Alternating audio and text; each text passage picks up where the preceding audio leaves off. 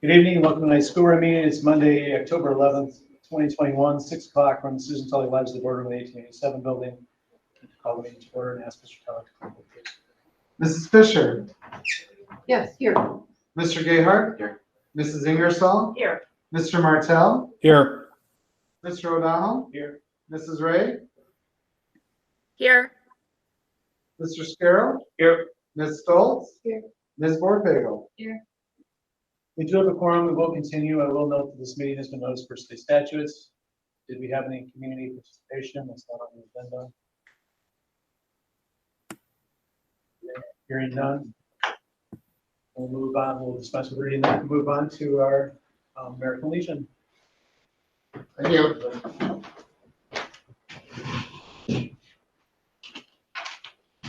Well, thank you, Superintendent Cadillac. Because you're the first I contacted, but especially the Elkhorn Area School District Board of Education and President O'Donnell for having me here tonight.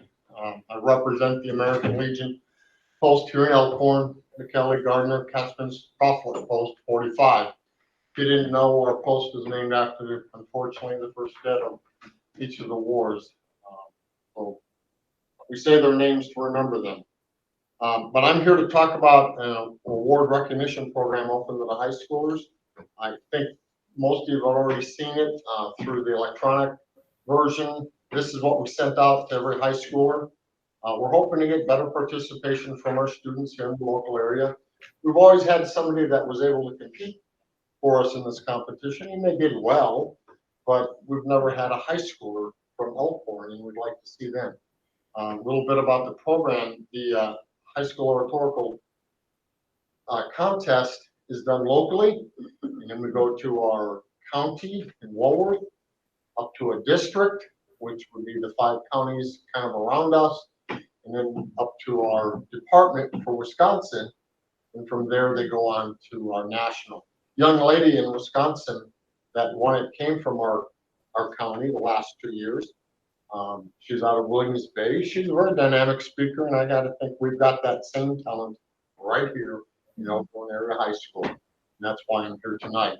The benefits to the students is that, win or lose, it's not an easy contest. They have to do an 8 to 10 minute presentation on something about the Constitution and what they think is important.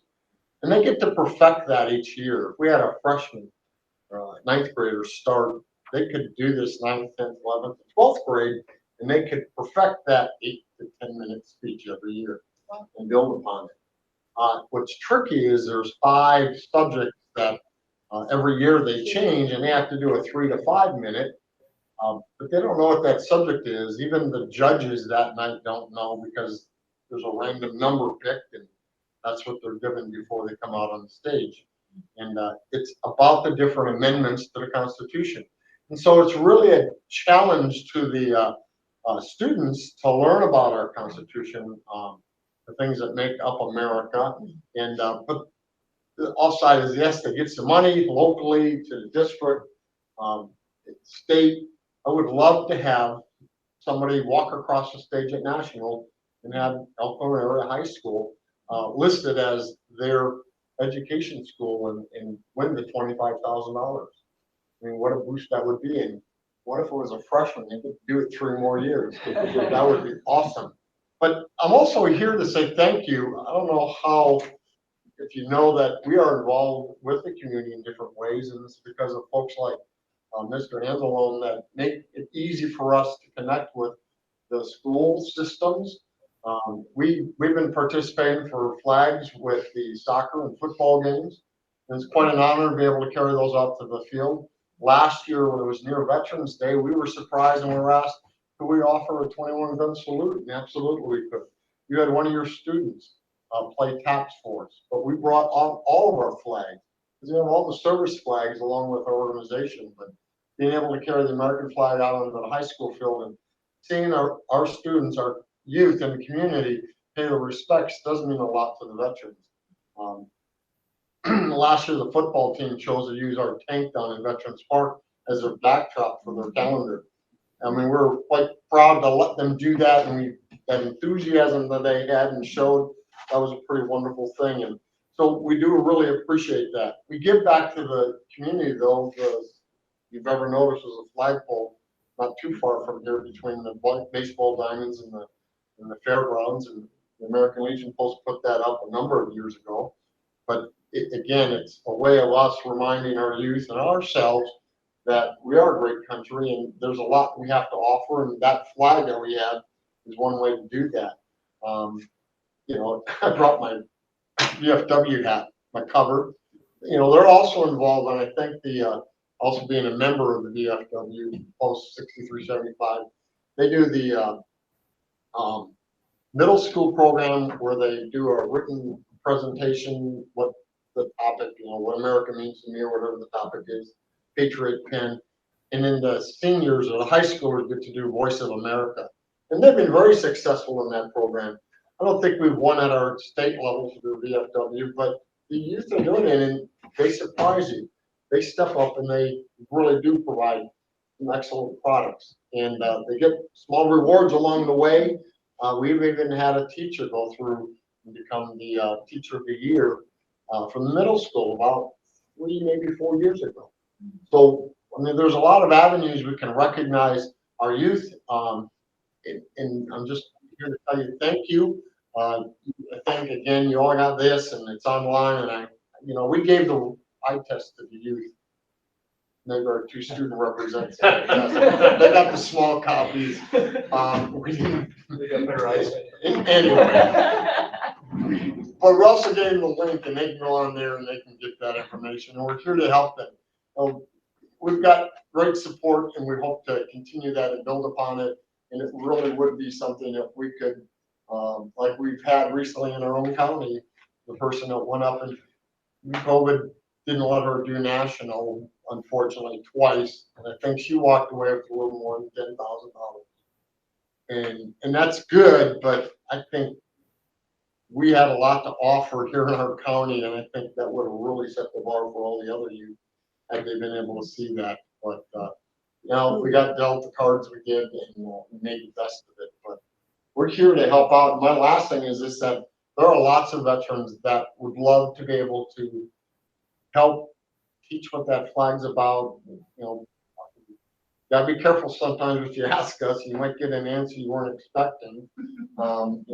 We sat around, we talked about things, and historians are saying, well, it was because the Russians came in that Japanese said they were going to sign the truce, and not many veterans agree with that one. It was a terrible thing that had to happen, but we saved lives in the long run, and history, I guess, will tell us the truth eventually, but still up for debate. And I know that's not an easy thing with COVID, and I know your time constraints are limited, but we've got great resources in our community. We've got a former prisoner of war, maybe you've met him, Grant McMillan. And he's got a story to tell. He keeps us as adults enthralled when he tells of what he had went through and what he did, but just all our services are represented in our community, obviously.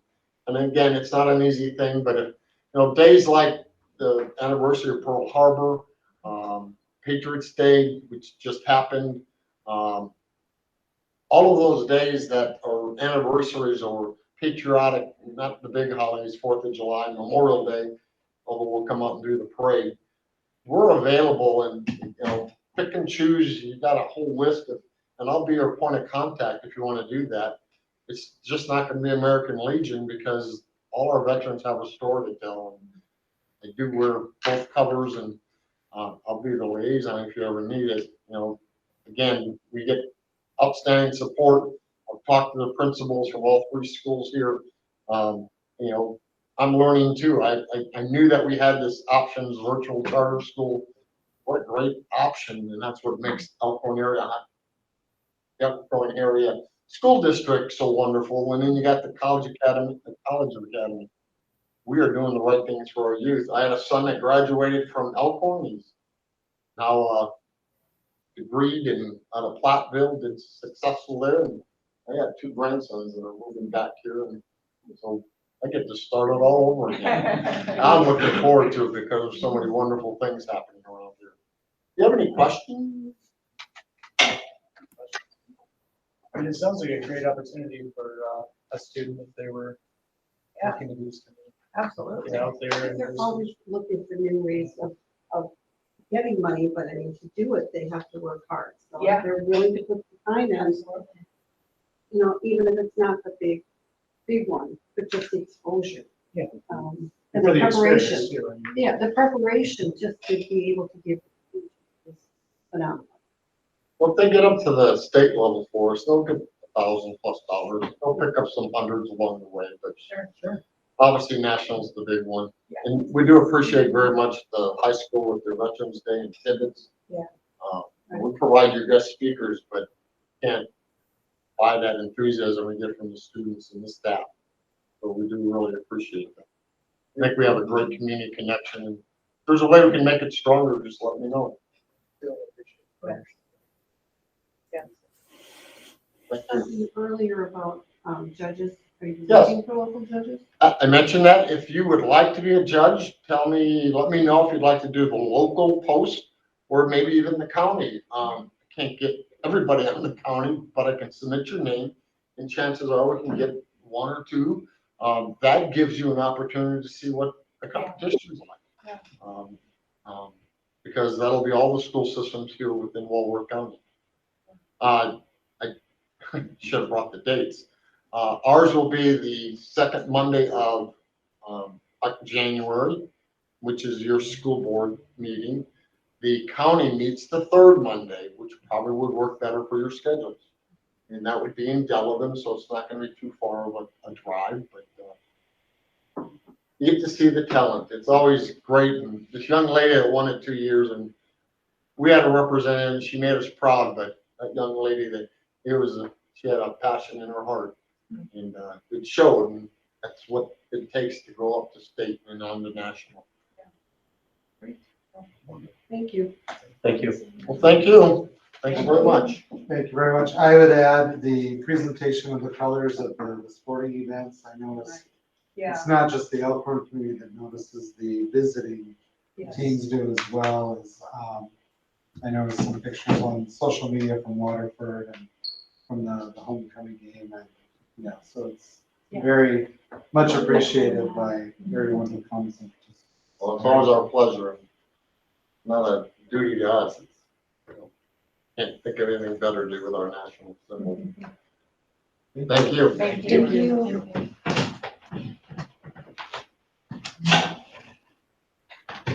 All right, next, we have the high school student presentation. Oh, and then I think they're out in the hall here. Yeah, Jenna?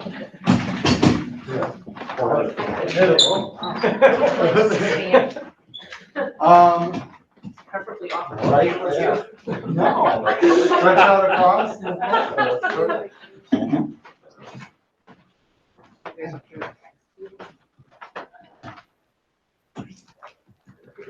Thank you for having us to the board meeting tonight. My name is Jenna Rand, and I'm the advisor for the broadcasting team. This is the group. We're missing about 5 people. I want to, first of all, thank the district for giving us this opportunity to have such a strong team and to support this. To give you a little history, we started we were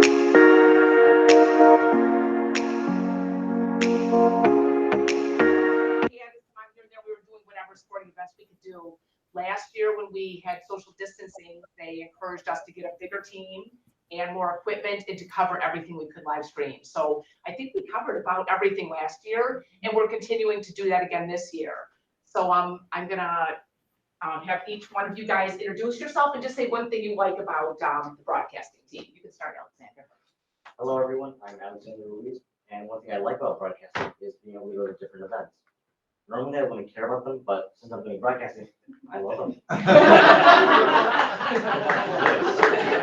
And Alexander and I have a funny story. We just, no matter how prepared we are for a stream, and we work hard at being prepared, we always have something go wrong.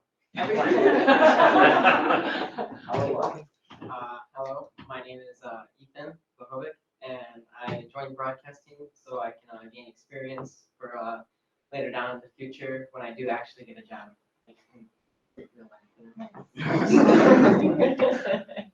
My name is Colin James McConaughey, and something I really like about Broadcasting Club is I have no idea how this technology works.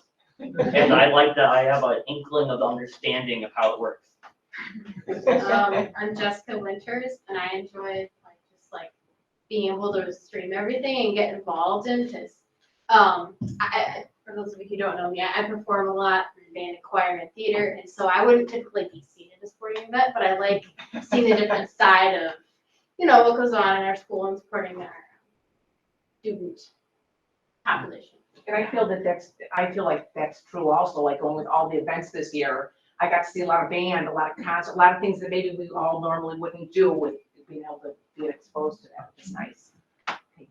I'm Nick Chombley, and I like just having the knowledge to be able to set everything up and know how it works. And you're good at that. I'm Logan Wilson, and I just really like that we get to support our school and our school spirit, and we really are basically documenting our school's history, really. So I just really like we get to look back on that. So I'm David Redford, and I really like the problem solving when something doesn't go like planned. I really like trying to figure stuff out, like figuring it out and learning from it, and helping them do stuff too. So yeah. David's our go-to for all problems. He never lets us down. Hi, I'm Grace Ivy, and something I really liked about broadcasting is that there's always something new that we can do. There's always some sort of drone that we can get up and running. There's always some sort of graphic that we can put on the stream to make it more customized and just make it a more enjoyable experience for everybody.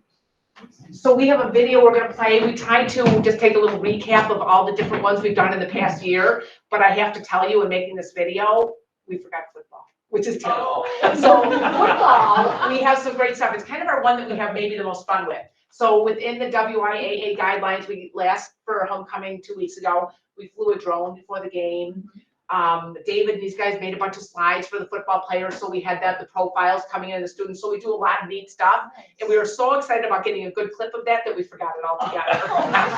So we have everything on here but football. So we're going to just play a little clip of some of our streams from this year.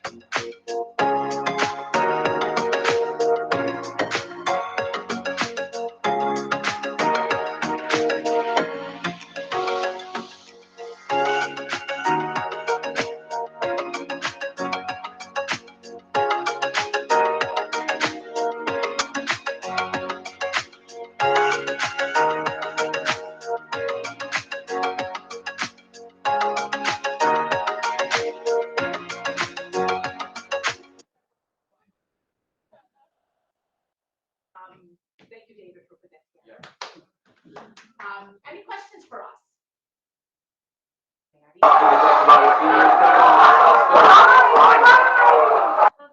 here's one. Oh, power. Those are on the football miss. There you go. Well, I know a lot of times I'll try to pick up the wrestling ones if I think about it, and it's nice to have that. It's, as somebody who can't always make it to things, it's nice to have that. And I think that's what we hear often is it's relatives that live far away and things like that, that can't make it to it, that have just really enjoyed the Right. games. We should have done this, but we have some great, last year we got lots of views, but this year, even like our football games, we get 500 and 600.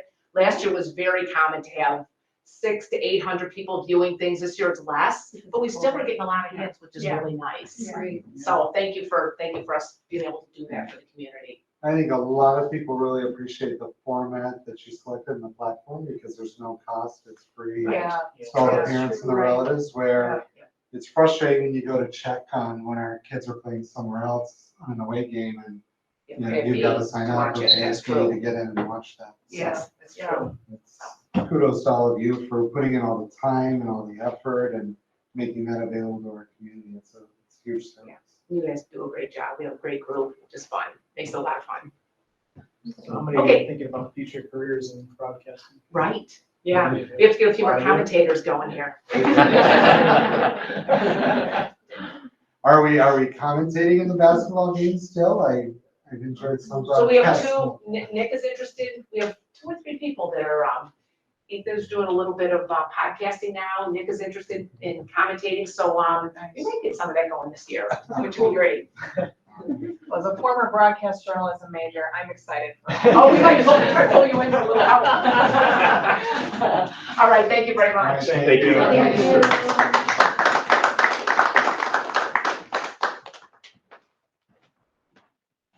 All right, up next are minutes.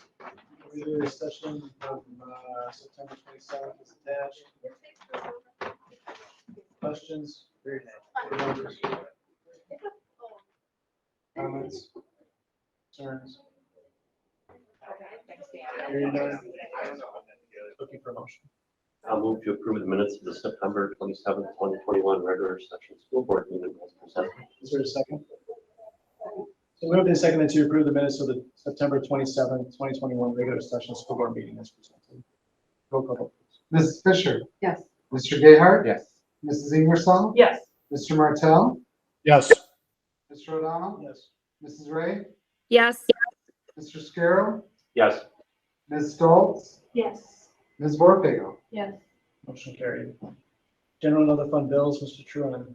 The general and other fund bills this evening covers checks number 144, 149 through 144, 296. Wire numbers 841 through 847, ACH check numbers 105 through 140. Options and renovation wire number 840 and voided ACH number 093 in the combined amount of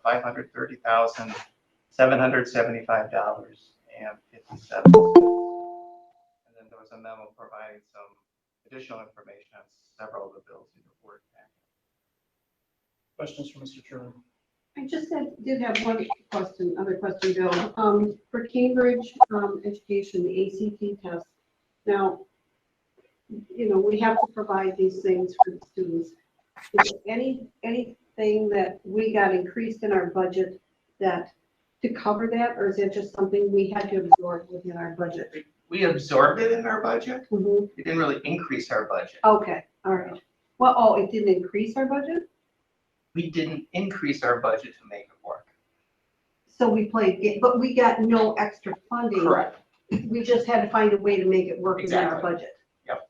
And that's a lot of money. And those are like the testing booklets that the students Right, use for. right. But don't we get another fee that comes out in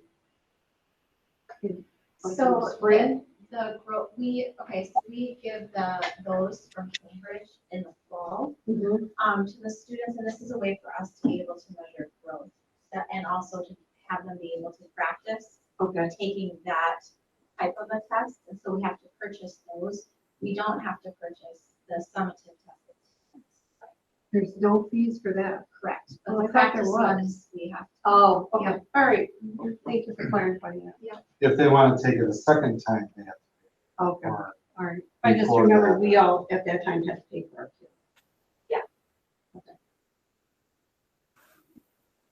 Bill, the expenditure on the Baker glass, was that for the vandalism in the weight room panels? Yes, it was. Um, I can have tell we caught the vandals and making them accountable? yes, in fact, there's a restitution order. Okay. Thank you. There was one individual who threw a rock through the window while wearing his work uniform. So they went to appointment and he said, oh, it was me. So they got him right away. It was on camera. Because of the cameras, we were able to track it down right away. Unfortunately, it just took a while to replace it simply because of supplies of glass. Right. I was just hoping that we'd get the restitution for that they'd be held accountable.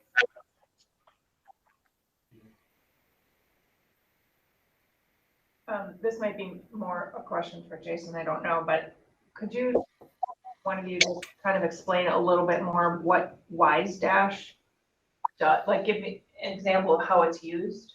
Or, So turn it over to Sarah. Sarah. Yeah, we use that as our database to kind of house everything that we collect on students. As far as our Redefining Ready data goes, we use that to identify our avid elective students. We use it to track our tier 3 students. So it houses all of that data, and it's a easily accessible way for us to be able to get it. The other piece that's awesome about Wise-Local is that we can customize boards. Like the Redefining Ready data is not something that is readily available out there for us, but it's something that we use to track, and so we're able to build those boards specifically for our needs to be able to use. Okay, yeah, thanks. Yeah, I would say it's like a QuickBooks software, but student data. Yeah. Information. And then, yeah, we can easily disaggregate all that. Okay.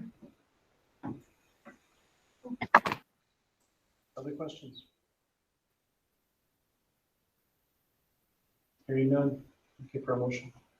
I move to approve the general and other fund bills of October 11th, 2021. Check numbers 144-149 to 144-296. Wire numbers 841 to 847. ACH check numbers 105 to 140. Options renovation wire number 840 and voided ACH check number 093 in the combined amount of $530,775.57 as presented. Is there a second? I'll second it. It's been moved and seconded to approve the general and other fund bills of October 11th, 2021, checks number 144-149 to 144-296, wire numbers 841 to 847, ACH check numbers 105 to 140, options renovation wire number 840 and voided ACH check 093 in the combined amount of $530,775.70 as presented. Roll call. Mrs. Fisher, Yes. Mr. Gayheart, Yes. Mrs. Ingersoll, Yes. Mr. Martell, Yes. Mr. O'Donnell, Mrs. Ray, Yes. Mr. Scarrow, Yes. Mrs. Stoltz, Yes. and Mrs. Ford Pagel. Yes. Motion carried. Report and discussion items, student report. Okay, so Mr. Tedlock, I actually have a presentation tonight, just because there's a lot of pictures. I know, Our that's student nice. reps this year are I really know, I stepping up like their it. game. I know, they're on top of it. They're stepping up their game. We're gonna raise your pay. Oh.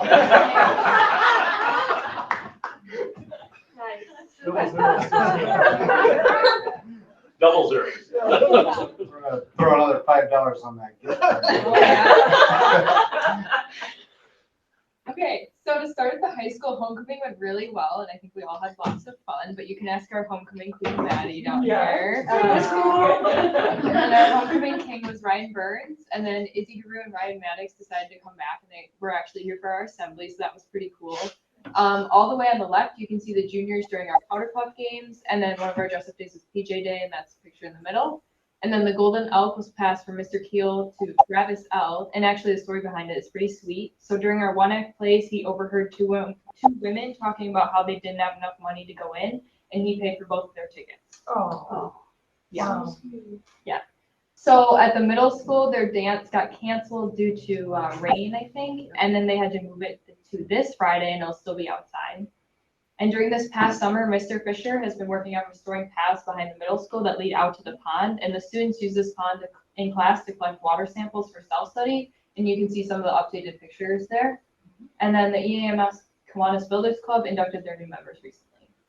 At Jackson, Picture Day is tomorrow, Tuesday. And then the Fire Prevention Day will be on October 18th, where the Elkhorn Fire Department will come to Jackson and teach students how to prevent fire and how to stay safe if there is one. And then Officer Tremont comes and reads monthly with the students at Jackson, so you can see some of the pictures there from that. At Tibbetts, they already had their Fire Prevention Day, and they went through a smokehouse, and then they raced firefighters to put gear on. October 22nd will be the trunk or treat outside of the school from 6:30 to 7:30. And then the Tibbetts students made cards for the high school football team to support them during homecoming week. That's the top picture. Nice. At Westside, they also had their Fire Prevention Week, and you can see some more pictures from that. Their trunk or treat will also be the 22nd, but from 5 to 6:30. And then students from all the schools supported the football team during homecoming, and you can see some more of the dress-up days there. At the College and Career Academy, the Elkhorn Youth Build House in Whitewater is coming along amazingly. And the Stevnitz builders have been really helpful and super awesome to work with for the students, so a huge thank you to them. And then at Options, their picture day was October 7th, and Options students had a ton of fun with their Spirit Week for homecoming, and even the teachers joined in.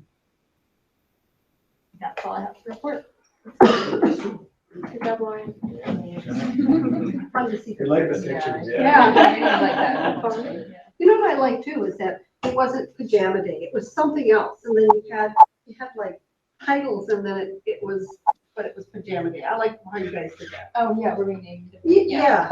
Can we have pajama night? Oh, yeah. Yep, be the No, only no, we one. just said hey, next board meeting. Yeah. Next board meeting.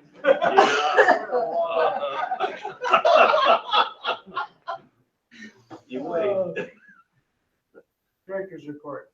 Splash.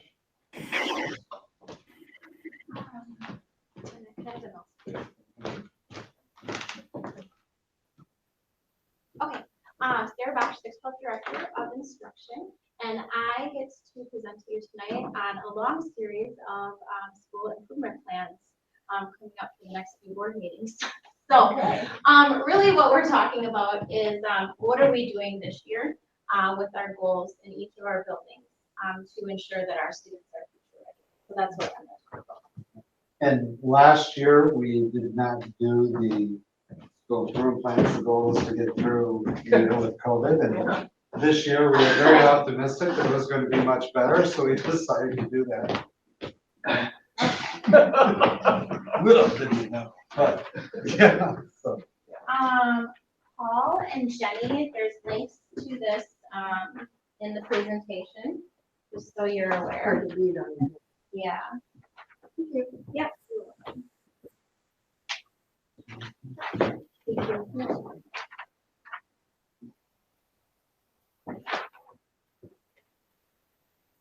Oh, good. I even have enough for you. I was nervous.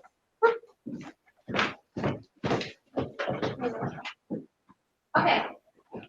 So this August, our school leadership team at the high school got together and started to dig into all the data that we have collected over the past several years on our student achievement and our student growth. And we really dig into certain metrics around redefining ready, which is the metrics that are in front of you. I'm not going to go through all of this with you.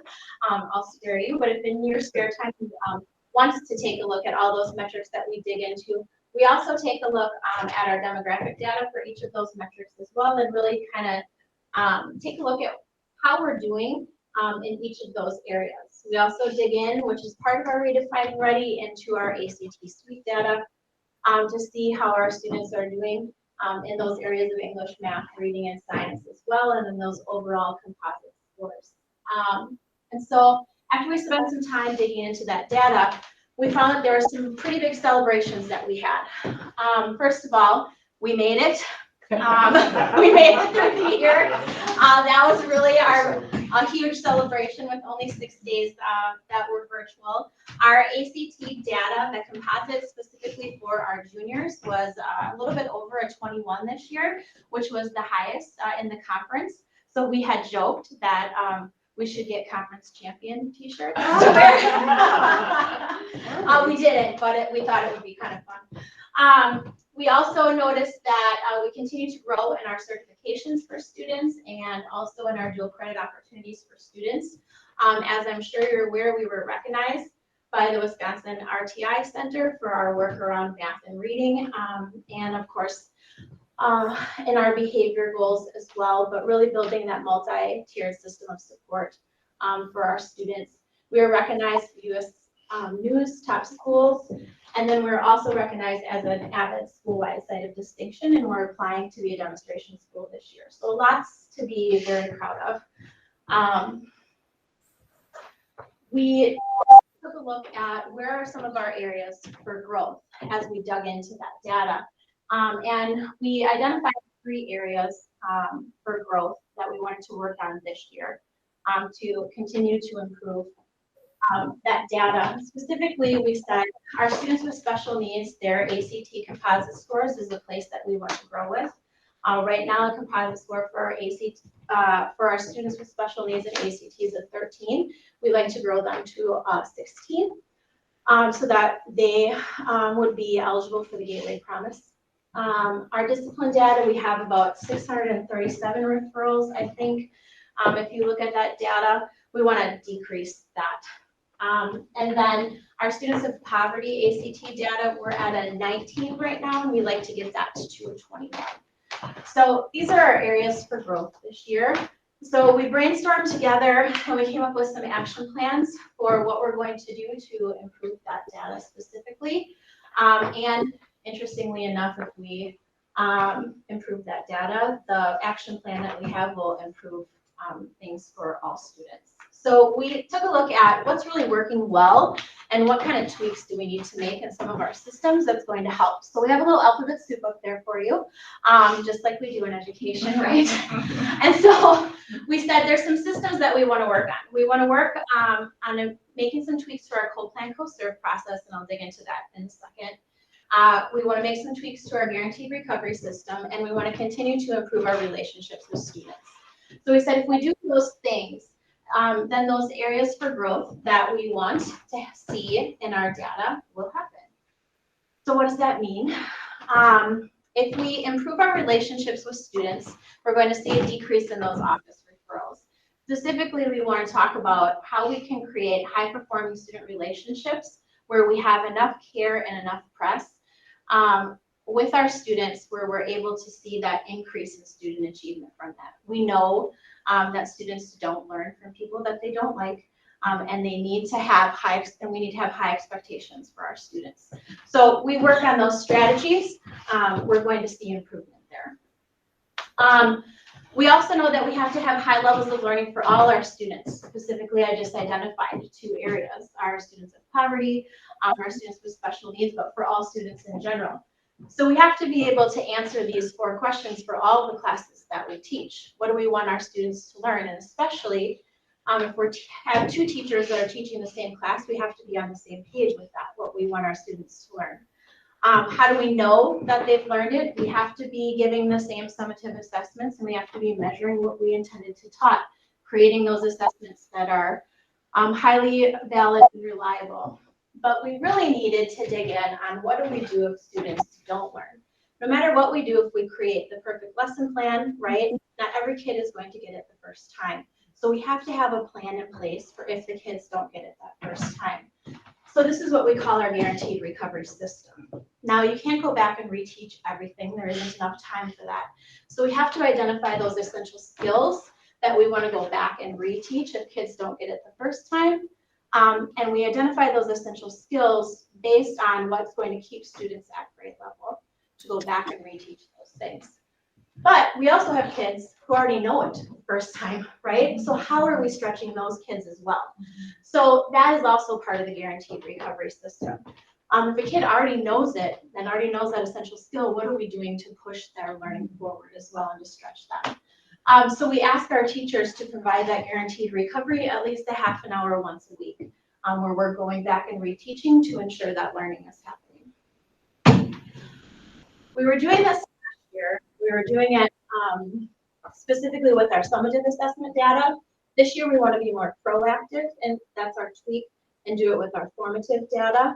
So we catch kids before they take that summative test, so we're not doing a lot of retakes. All right, so our co-plan co-serve process, the tweak that we want to make there. We said, you know, the co-plan co-serve is a group of teachers who get together, regular education teachers, special education teachers, and our interventionists. We take a look at what the lessons are going to be the next week, and we talk about what can we do in instruction to meet the needs of all students. And so we said there's some tweaks that need to be made to that process. Specifically, we need to focus on flexible grouping and how we're going to meet those students' needs through that guaranteed recovery system, and ensuring that they're getting those essential skills. And then also, we need to be talking about specially designed instruction. Often, we have students with special needs who have below grade level skills, and they need that specially designed instruction to build those skills, and we haven't been taking the time to be able to do that. So we need to talk about when is that going to happen during the week for those students specifically. So those are some of the tweaks that we wanted to make to that. So we updated our protocols based on that root cause analysis. And then we asked our teachers, we said, okay, this is our big action plan. These are the things that we're going to be working on. What's the professional development that you're going to need to help you to be able to reach these goals? And so they told us that they're going to need some professional development on flexible grouping by discipline. So what does flexible grouping look like in an English class compared to a science class, compared to a math class? What are some best practices for that guaranteed recovery system? They wanted to see some exemplars of what people are doing. How do we, and what strategies do we use to build care and press with students? And then when we looked at that ACT data, the way to build up that composite score is specifically in the reading.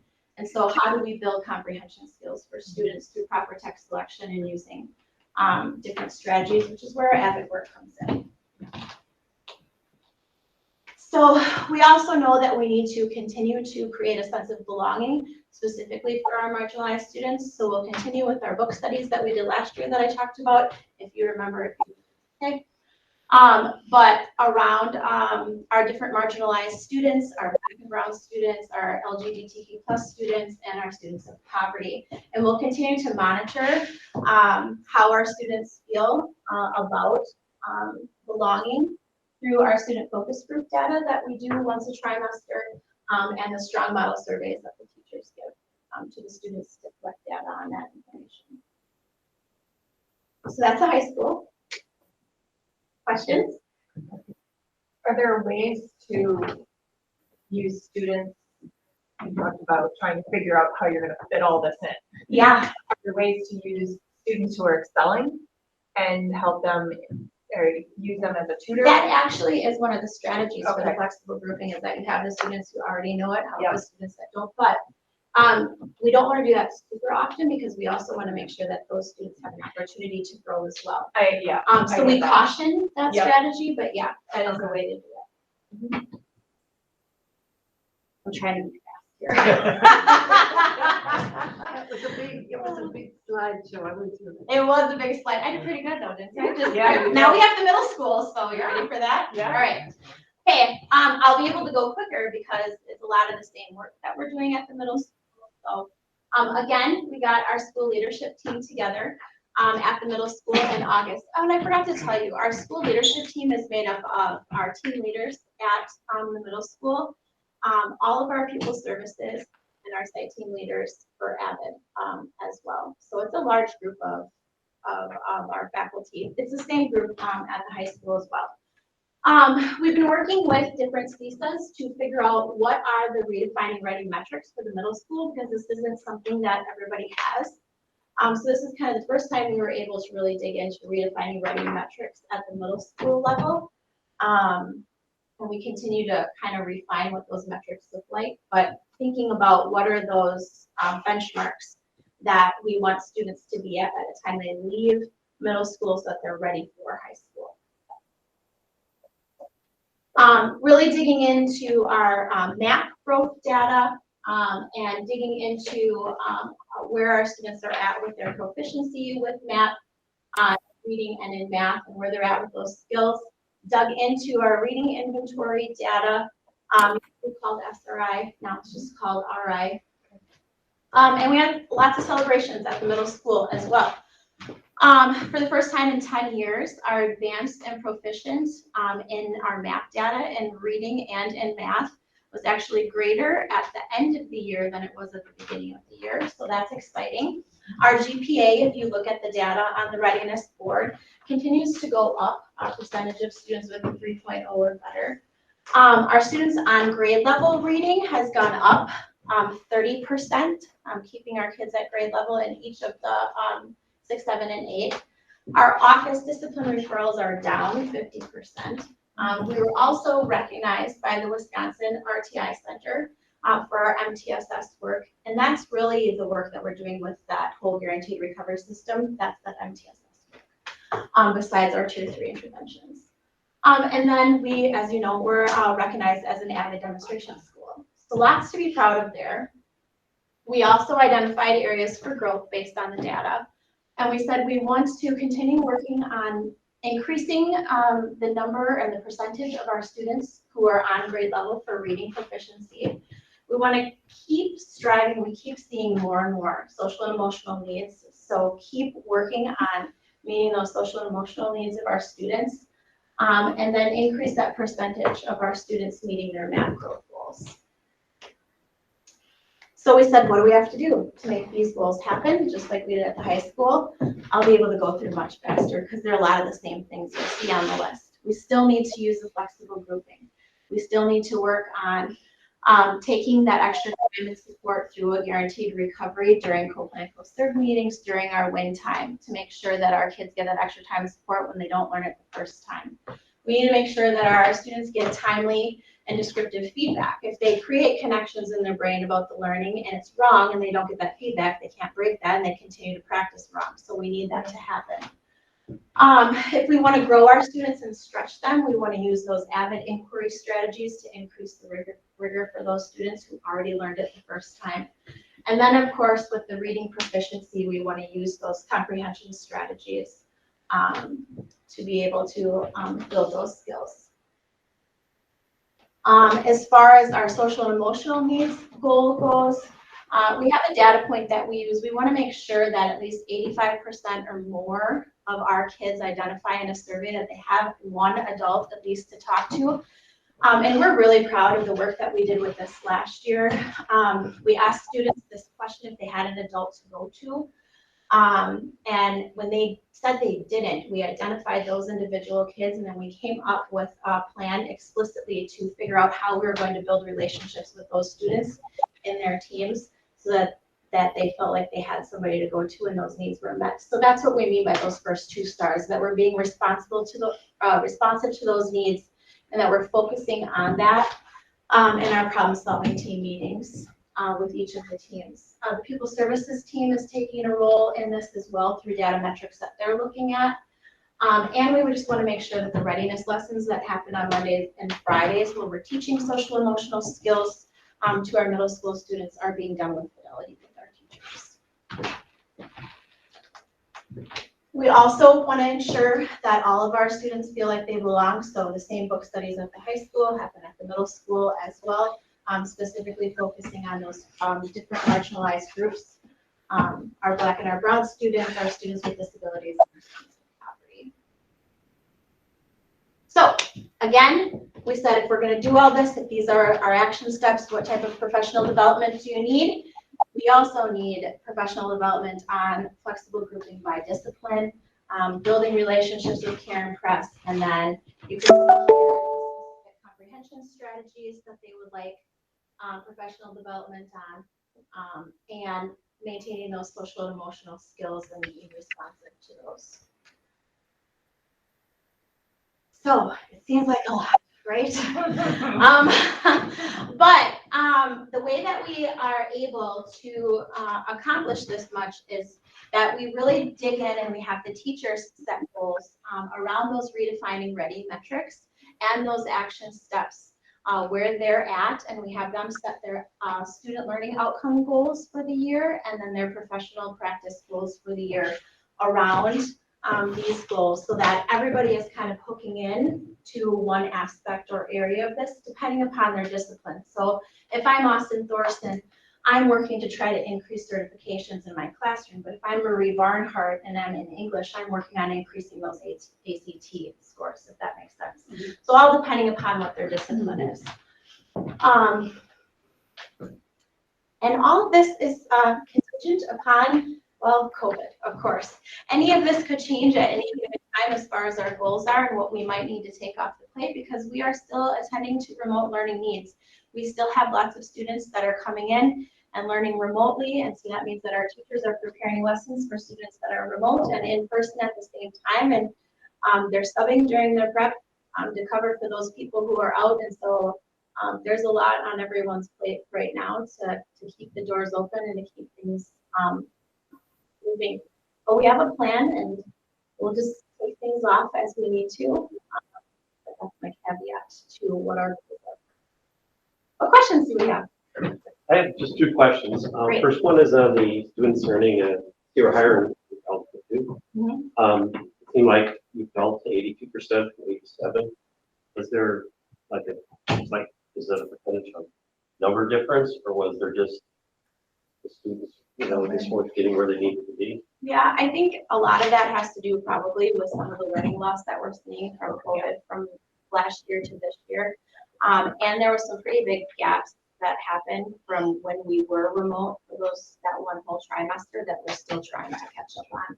And that's where the guaranteed recovery system comes in, because if we just focus on those essential skills, we should be able to keep kids at that grade level, which is where that kind of see or better comes in. Same thing with the ACT scores. Is that kind of same kind of similar kind Yeah. of driving factor?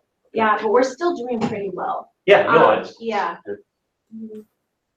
I'm happy to see that. I would say, especially when you talk with Dan about what he heard from other principals in the conference, the loss that we see is nothing in comparison to what other schools have. Awesome. The school report cards are embargoed, but as you go through and you look at the percent that's proficient advanced compared to the prior year, across the board, it's down slightly in almost every subject area, every grade level. There's a few areas where we weren't and we were up above.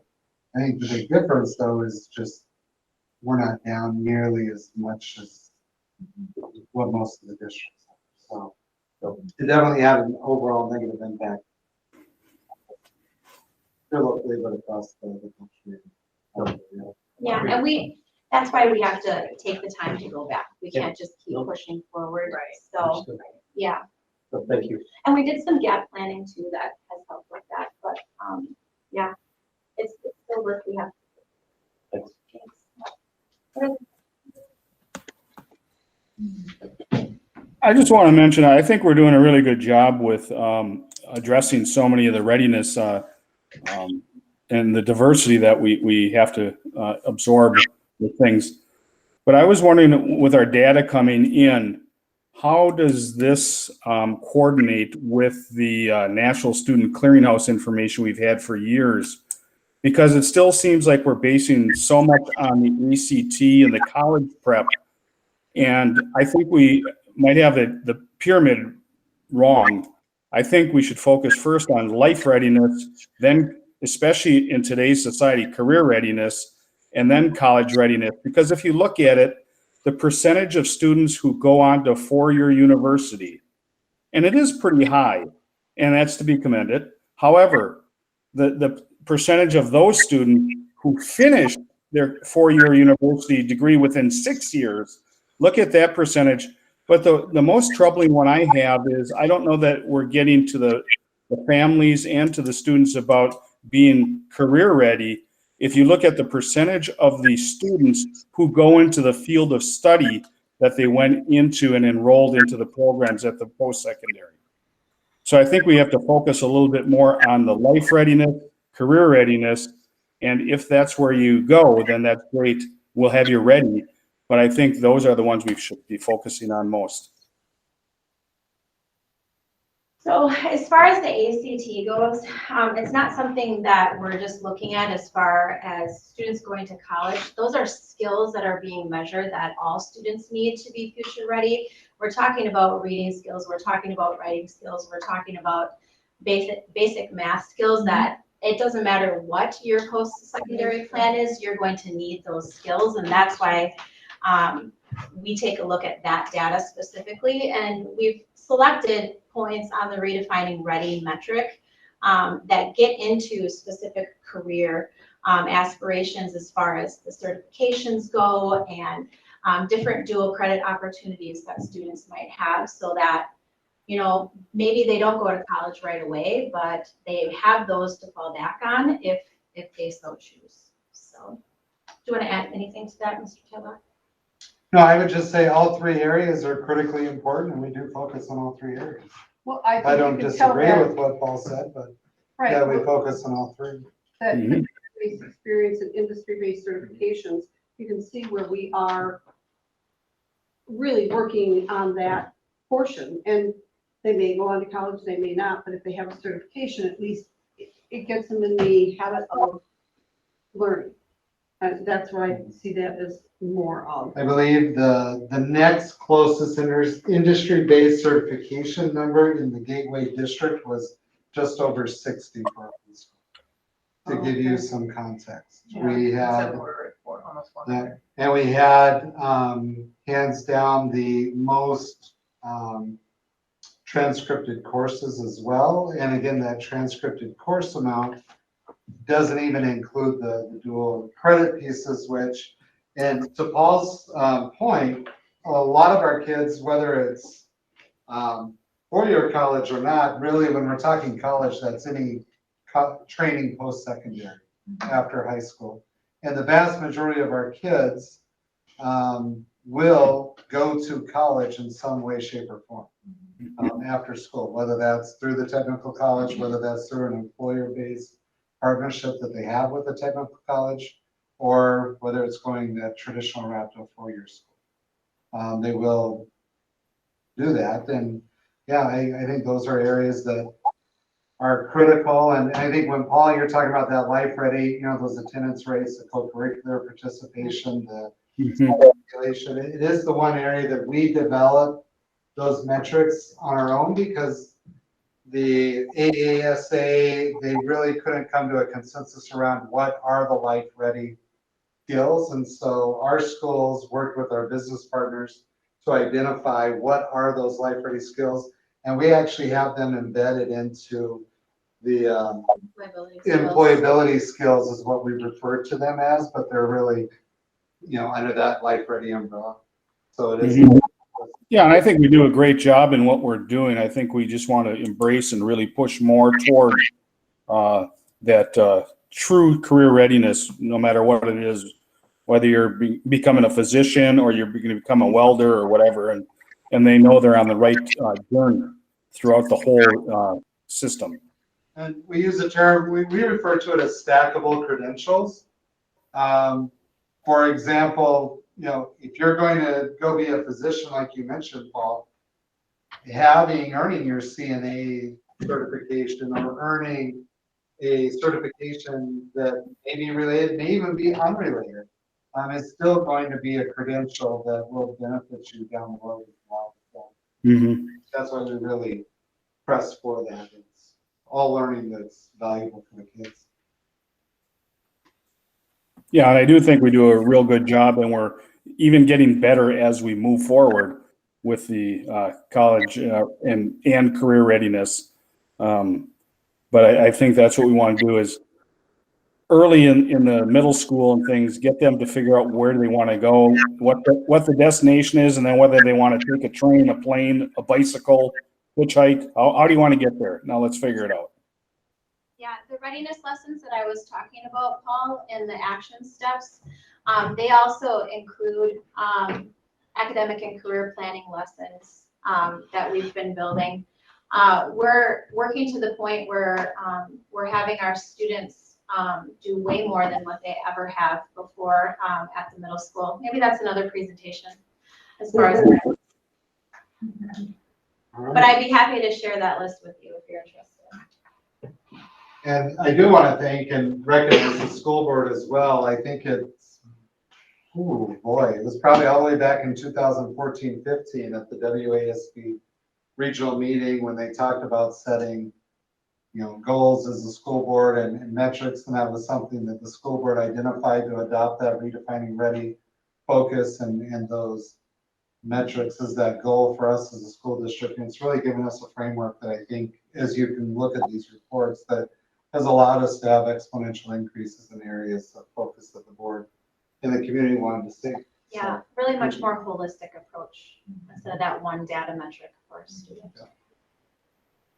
Okay. Oh, shout out to Katie Hoffman. She's the one who designs the graphics there. So, nice. All right. Thank you. Thank you. Third party count. Let's get that, Mr. Tadlock. Myself or Mr. Truan, would you like to, or I can scroll over. Our third Friday count is down from last year. We're done. The reality is we were expecting as we rolled into the school year, we were actually expecting a head count increase for the past, or a third Friday count increase. For the past several years, I think it was going back 6 years, when we looked at our budget retreat, we had only buried 11 students plus or minus. This year, I'm sorry, Bill, what's the best place to demonstrate that overall number? Long story short, our third Friday count was down a total of 75. Oh. Yeah, in terms of head count, it's 60 students, but okay. The resident is down about 75, but then with open enrollment in, it's up by about 12, if that makes sense. So it kind of reconciles out. So it's probably the first time in years I can think of sharing the third Friday and actually having it go down. Right. But the more I thought about this and kind of look back, is last year's it went up over 100. So if you look over a 2-year period, we're up. Okay. Does that make sense? So I think the focus is always what's the most current. It's kind of like when you hear about inflation and other things, it's always comparing to maybe when it was a low point. On sheet 2. Yeah. So, so when you look at it over a 2-year period, it really is still, it's up. Oh, there we go. Yeah. So, and all of our schools is up from last year, except the options program.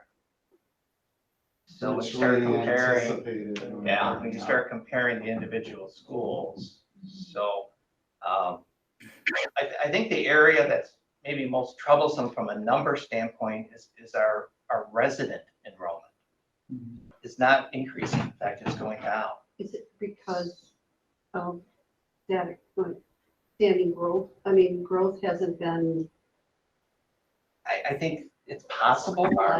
I think it's, it's easy to make assumptions or conclusions on why, I guess, without having the facts. Right. But, I didn't know, because we used to do that study every 5 years. Yeah, we still do. Okay. But it's more complicated now because you have open enrollment. Right. So that's a real variable. Right. So, I think when you start looking at enrollments over time, the chart continues to go up. Well, it's because the open enrollment is making up that difference. So if you look at just the resident piece, it's really not. So it's, I hear things such as people can't find housing, there's not enough availability. And I think that does affect us. So, that's maybe some broader discussions with, what are our policies and such as a community that may.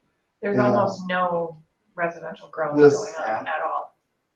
This is something I've been working with the Elkhorn Economic Development Alliance for some time and working with the city. We know the demand is there, but the builders have to be able to see structures, lot sizes, or, even in some cases variances, the density regulations and so forth, so that they can have the margins they need to put the developments in. A good example is the developer that wanted to put in really nice upper scale apartments next to my subdivision. Right. But in order to, and that was the only way they could see making that sort of development work, but the city wouldn't approve the a variance to the density regulations. And so they said, well, we can't make any money doing that. And so, so that's really what's impeding a lot of some of that potential growth there. But I think your question is, are we just seeing super small classes coming in?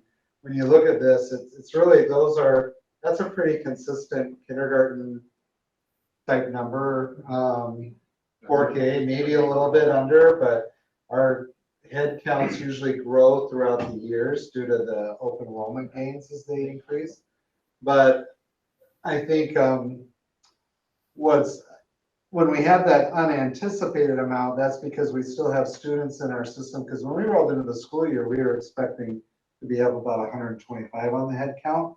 And the reason that's off is when you have families move out, if the records we don't take them out of the system until the records get requested. Right. And so to me, just initially, that's an indication that we had a lot of move outs, and wherever they moved to didn't request the records right away. And then by the third Friday, we have to reconcile that, track them all down. Did they move? Did they go away? And I know my good friend who's the superintendent in Williams Bay, they have over 70 students just disappear. And anecdotally, in their analysis of it, it's a lot of families sold their homes and moved out of state, down south, a lot of them. And the homes that were bought by people from Northern Illinois that didn't have kids that wanted to move into the area, sold their house at a higher rate, bought a less expensive one in Wisconsin, and didn't bring kids with them. When I talked to my counterpart in Lake Geneva, he said the exact same thing. Yep. That's exactly what's happening. So, so I think we're seeing a lot of that. I would suspect, now keep in mind, Williams Bay is less than 1,000 students. Yeah, right. And they lost as many as we did when there wasn't. Yeah. So we're fortunate from that angle that we didn't experience that same sort of movement. Yeah, count went up in every building except for options that was 299. Yeah. Matrix to get the number. Right. I think the big one, Very which, worrisome to me. we've done a lot of work with this on that marketing and so forth, because we were losing Lake Geneva. Yeah. But that 110 students is our largest enrollment number that we've had from 2 years. Yeah, a lot of times the January number goes up to about 100, but they traditionally started at that lower number, but not this year. I think that marketing certainly that.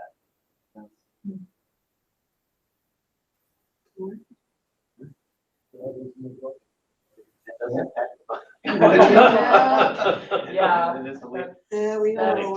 Ironically, not the way you would think that. Not to the degree, At exactly. least, So I thought I'd go back, as a board, we really haven't talked about the budget since last June, which seems like a long time ago now. So what I try to do is update the highlights. So if things are freaking out that no longer apply, things are in bold that are new. The governor, as he originally proposed the budget, never became reality. He did, as part of announcing his budget, though, put in an additional $125 per student. I believe it's federal dollars. That's kind of the discretion of the governor. At this point, there hasn't been really any details on what that is or if we're going to receive that. The Department of Public Instruction has no information whatsoever. So I've identified it here, but I haven't built it in the budget yet, just to let you know. So I'm hoping by the time you get to the second meeting in October, we'll have some clarity of what that is. So, but generally speaking, the budget in terms of what was approved at the state level with no increase in revenue cap, no increase in categorical aid, seems to be the message of use your federal dollars to do what you need to operate. So that's pretty much what we anticipate in June. That's pretty much our reality. So the impact on student enrollment, we kind of talked about that piece. So I won't go through that again. The utilization of federal dollars, additional staff, we have identified 3 positions. At one point, we're thinking we're going to use more of the federal dollars. We have like almost 700,000 of that identified. It's actually going to be a little less than that.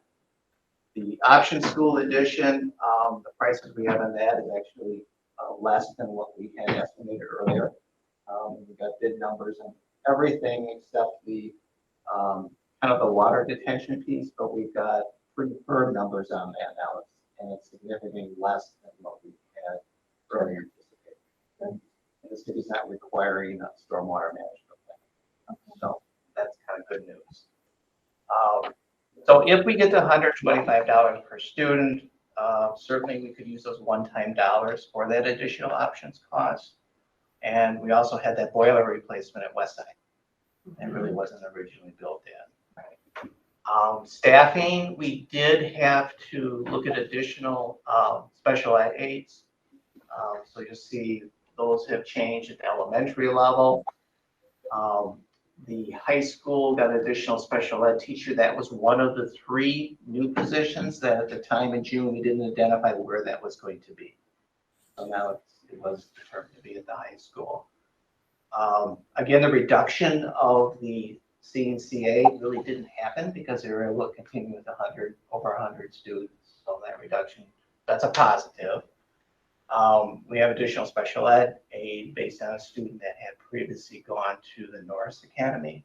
So in a sense, it's kind of a wash because we would pay for transportation and that tuition costs. We ended up really kind of reworking that additional staff position here at the district office. We've never really hired a new position for that. So that's kind of taken off the district-wide staffing. Additional school psych funded through either mental health grant that we've already been awarded and IDA dollars. We're still looking at some options. I'm actually trying to fill a new psych position, and at this point that's still being reviewed. So at this point I just wanted to identify either way we're looking at either the mental health grant or federal dollars to pay for that. Other changes, I think if you scroll through, Jason, there isn't a lot of other changes. We're still waiting to see what the actual tax levy will be. I don't anticipate our state aids changing much from what we estimated in June. So I think the levy is going to be very close to what the public approved at the annual meeting back in July. I do know our property values have increased substantially, almost 10%. So that has a positive effect on the mill rate. It'll lower the mill rate, but it doesn't necessarily mean people's taxes are going to go down. So certainly by the next board meeting, we'll have the final state aids and are able to determine the final tax levy for the year. So that's kind of the narrative piece. The next page I wanted to share with the board. And I know there's a lot of numbers here. You can zoom in on your. Yeah. But the one number I wanted to highlight in that top blue section, and you'll see there's 4 years here, but if we focus in on 2021-22, we have the revenue cap calculation, and then because some of our special ed are transfer service, we're able to add those into the revenue cap. That's where that $108,000 is. The $350,000 is hold harmless provision within the formula because our enrollment's going down. And basically what the formula does is it kind of moderates the reduction impact. So it gives you kind of a year of reprieve is basically what happens. So what's interesting in the formula is if our enrollment would have gone up, say 50 students, it probably would have been a lower revenue cap than what we have right now. In the long run, it probably would have still been a good thing because it would have built upon itself in future years, but that's just kind of how, kind of the odd thing with the formula. So if you look at our final revenues, kind of scroll down a little bit more, you'll see there's a column there for the federal dollars. I haven't applied the federal dollars yet. I figure that's the last thing we'll do to balance the budget. So without using any federal dollars, right now our budget is off by a little over $600,000. We knew going into this year we're going to use ESSER dollars to make up that deficit. ESSER $2, we have $500,000 remaining that we haven't spent. Last year we spent about $400,000 plus to meet all the COVID expenses for the district. So we'll have those monies. We're also supposed to get some additional allocation because we had face-to-face instruction last year. So we're one of those districts that's going to get a supplemental amount. We just don't know how much yet. And supposedly we'll know that by the end of this week.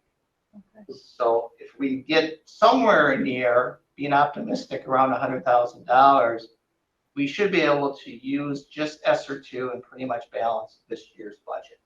And that allows to extend the ESSER 3 dollars into future years. Does that make sense? ESSER 3 does have some more restrictions to it, though. There's more hoops for us to go through.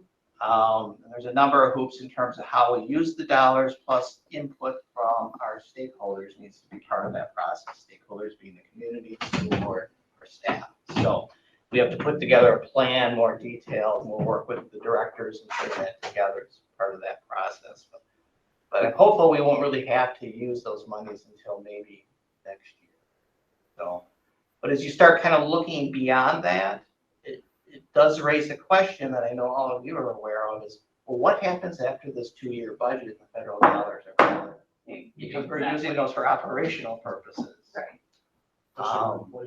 And that's a big question. And I've asked our state legislature that, and they give no answers on that. Aside from, you can always go to referendum. They're complaining about school districts Yeah. going to referendum. Exactly. So it's a catch-22 on our end. They know there's a fiscal cliff. They know they basically just stolen the federal dollars to balance. Yep. Yeah, but we'll see. We won't know for another year at least, even have an inkling, probably a year and a half. Right. But at least we do have the 2.1 million, plus this doesn't include the 125 from Evers, right? Correct. Which that's probably close to 500,000. Like 400. 400. Yeah. But yeah. So I'm not. Is that only for our students, our resident students? It's going to be, I think it's going to be based on our third-party counts. Yeah. So I think it'll average the last 2 years. 440,000. I did the calculation. That's very close. What's that? 440,000 something. I did the calculation when I said. That's close. That's very close. So, but again, those are one-time dollars too. I know. Yeah, So- yeah, I know. Yeah, they I don't just- build onto the revenue. No. Yeah. So I wish I had better news, but that's, I mean, in the short term, we're fine. It's just the question, what happens after this Exactly. 2-year budget? Mhm. And everyone's asking the same question. Every district's in the same situation, except some districts got vastly greater sums of ESSER funds Yes. than we did. Like Delavan, Whitewater, because even Lake Geneva, because they have higher poverty rates, they got significantly greater amounts. So they may have coverage Longer. Yeah, although the monies have to be expended out by 2024. Yeah, they have to be. Yeah, there so has to they've be got to done. spend it by then. Right. Or do you have to have it spent by then, or do you have to have like a written contract? You got to have it committed by Committed, September. right, and then you 24. have to, then I think it's 2026, it has to be actually spent. Or is it I- 2025? I think it has to be claimed by these dollars by November of 24. Oh, okay. At least the ESSER dollars. It could be other federal Right, right. that have different. Right. Yeah. Well, I'm thinking of our ARPA funds. Inflation levels out in a couple years. We need more than just inflation.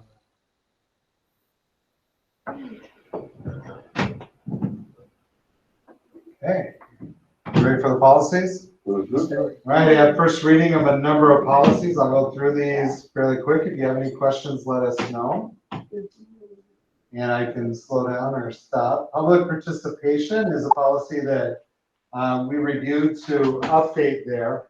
In light more so, a neighboring district had an issue, and we've seen this across the country where at school board meetings, individuals from outside the community, advocacy groups, we've seen in Burlington where they had, and this is on both sides of political spectrum, where they had board meetings taken over by people from, not even from within their community. Activists. Yes, activists. Special Yeah.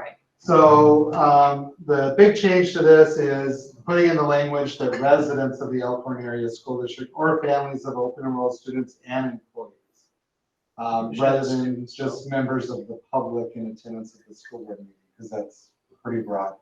Weren't we gonna include students on that? Yeah, I think we should add students. No, we didn't discuss that. Oh, we didn't? I didn't think of it at the No. policy, but Oh, I we thought should we add did. students to it. I thought we actually did.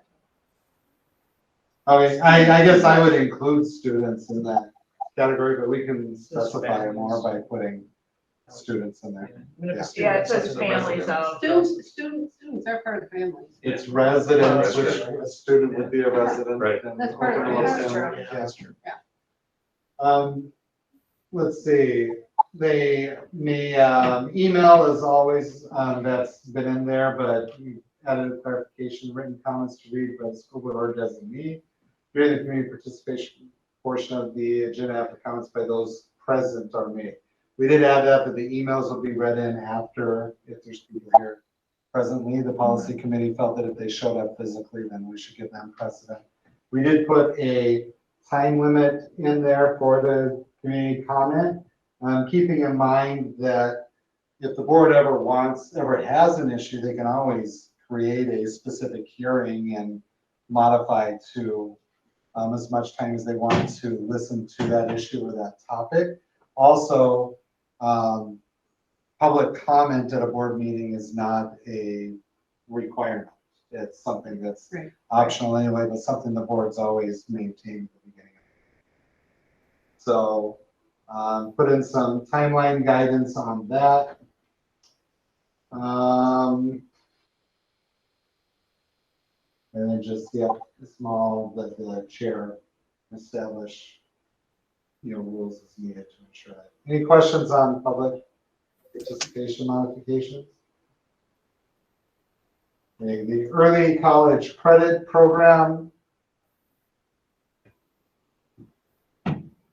We added in here some guidance as we've been following a practice, which all of our conference and our area schools do, but we didn't ever have it formalized within our policy. And that's that we grant 1/4 of a high school credit for each 1 full credit of a college credit earned. And again, that's how it's been applied, but we also give the flexibility that if the high school principal or designee, who's the one who reviews these transcripts as they come in or these courses, if they determine that a specific college course fulfills all the requirements of a full credit high school course, then they can go ahead and grant that additional credit. But as a general rule of thumb, it'll be 0.25 high school credit for every 1 credit of college credit. And that holds the same in the Start College Now. That's why that language is in there, as well as for procedures for placing transfer students. Community-based clubs or organizations. As we're gaining more interest in this, we do have a form that's put together for this purpose to create those community-based clubs, but we want to make the language there that they need to also set up an appointment with the community engagement coordinator to review the request and obtain the necessary paperwork. That's just to help them through the process, make sure it's in line with what we're wanting for those community programs, not just an individual taking advantage of a particular group that they want to be subsidized through the school district, but is it really fulfilling that mission of opening up greater access and opportunities for all kids within the community? So that's something that John Anselm's our community engagement coordinator. He and myself, we can meet with them and go through that. And then we put in the proposal to delete the exhibit. We have an online form. It's really, I don't know why we kind of gotten away from the exhibits anyways. Right. So I don't know why we Because those can be changed. put that into policy, right? As we need them, yeah. That was it for the policies. Any questions on any of that? Nope. That's the first reading. If anything comes up, let me know. Okay. We have a number of resignations. Paul Van Lennon, Kristen Hanula, Lorraine Rodriguez, Robert Wittendorf, and Precious Cortez. that we wanted to share with you. I do need to strike. Unfortunately, we did have a great school psychologist that had been identified and selected, and she contacted us today to withdraw. Just felt the timing wasn't right as the school year had already started. So we want to wish her well, but we will not be doing the appointment of Melissa Butler to that position. She's going to stay at Westosha. We have Jasmine Valdez, who will be joining us as an EL teaching assistant. Sue Scala as middle school girls gymnastic assistant coach. And she was in that position a number of years ago. Jason, I just have a couple of questions. So it indicated on a couple of them that they just didn't return. So are these people, I mean. Yeah, so we could talk about that in closed session Okay. on employee performance. Okay. That's on there. All right. It just. Yeah, I know, there were enough of them that. Yeah. Yeah.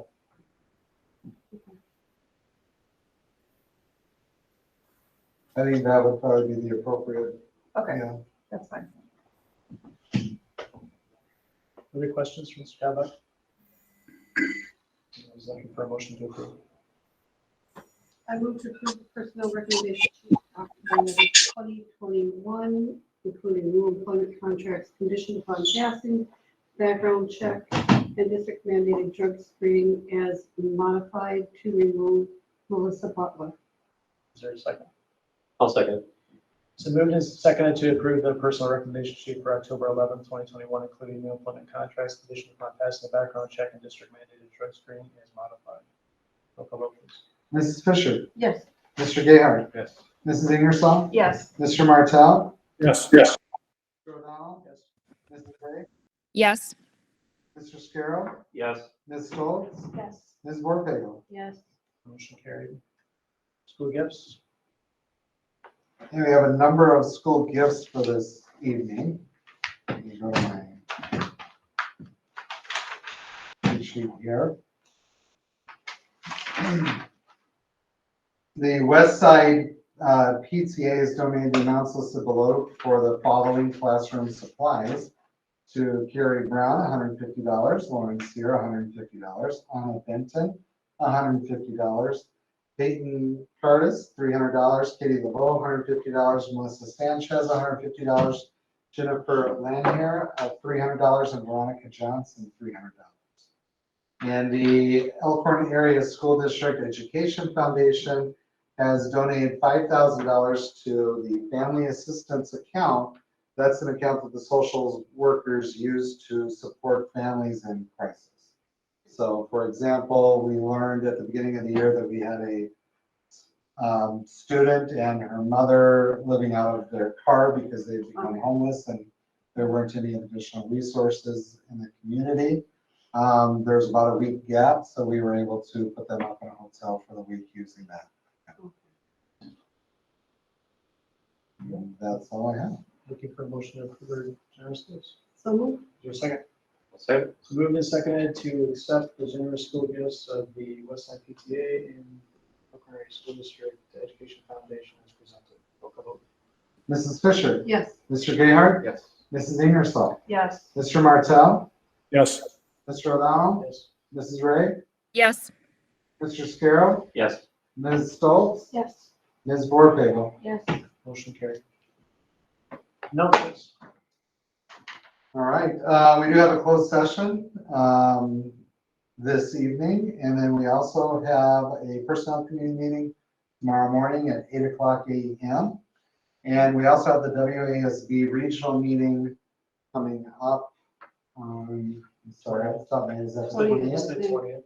On the 20th. So please let Jody know if you want to be, if you're able to attend and sign up for that. It's at Springs. That's all I have. All right, so do you have a closed session? Looking for a motion to adjourn closed session. I move to adjourn to closed session pursuant to Wisconsin State Statute 19.85(1)(c) to discuss employee performance. The school board will not reconvene in open session. Is there a second? Second. It's been moved and seconded to adjourn to closed session pursuant to Wisconsin State Statute 19.851C to discuss employee performance. The school board will not reconvene in open session. Mrs. Fisher, Yes. Mr. Gayheart, Yes. Mrs. Ingersoll, Yes. Mr. Martell, Yes. Mr. O'Donnell, Yes. Mrs. Ray, Yes. Mr. Scarrow, Yes. Ms. Schultz, Yes. Ms. Warpagel. Yes.